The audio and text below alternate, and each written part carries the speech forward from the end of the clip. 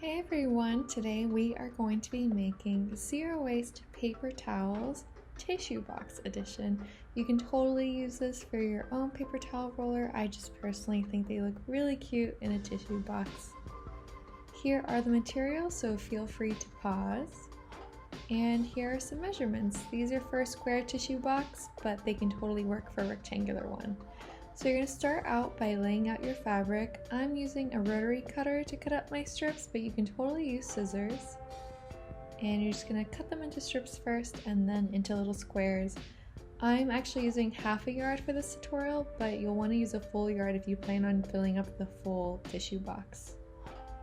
And I'm using single ply flannel, but you can totally use 2-ply. It just depends on the desired thickness that you want, but I found this was good enough for like washing my counters or wiping off any spills. So here I am. You're going to want to finish off your edges so that they don't become too frayed, and you're going to be using a zigzag stitch. So if you look at the foot I'm using, it's got two little like levers on it. You've got a wider one on the left and then a more narrow one on the right. I'm kind of jamming the fabric up against the right one. I'm not completely under the entire presser foot, it's kind of just pushing against that bottom right one, and by doing this it's going to ensure that the needle wraps around the edges and isn't going through them. I'm still very much a beginner in sewing, so if you guys also have any tips, please feel free to share. I personally think this is a great project for any level of sewing, but definitely for beginners. I know typically to finish off hems you use a serger, like a serger machine. I don't have one, but I'm just using my zigzag stitch, and I've already done a few washes with these paper towels and they held up just as well. So here I am about to finish off a corner. So I'm just pretty much sewing around the edge for each one individually, one at a time. So once I get to the corner, I'm going to slow down my sewing. I'm going to pick up the presser foot, turn my fabric, and then lower it back down and finish it off. And by finishing off the hems like this, it's just going to keep our edges nice and crispy.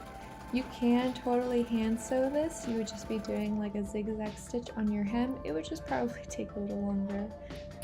And don't forget to use the scissors to trim up any edges. So we're going to repeat that process for all of our squares one by one.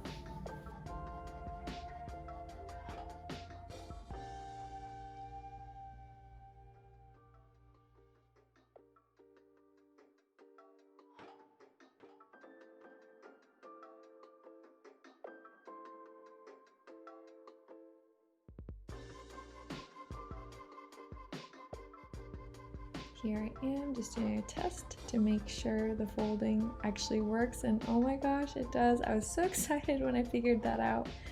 So now I'm going to show you from the top down. Alright, so this is the way it's done. You're going to fold your tissues in half each time before you lay them flat.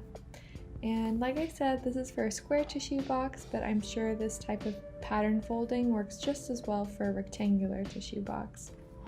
So essentially the trick is you're going to fold each piece in half, you're going to place it off to one side, and then you're going to fold in the other. So I placed it on the left, so that means I'm going to be folding it in on the right. And I'm picking up that bottom piece and putting it on top. So again, fold it in half, place it on top, put it onto the right, and fold in the left. So again, alternate, fold it in half. This one's going to go on the left, so I'm going to fold in the right. And you're just going to keep doing that until you have all of your squares. And voila! So I actually found my tissue box on eBay. It was so cute. It was honestly more than I wanted to spend, but apparently they don't make these anymore, so it's kind of like a collectible item. But it came with a super cute plastic liner.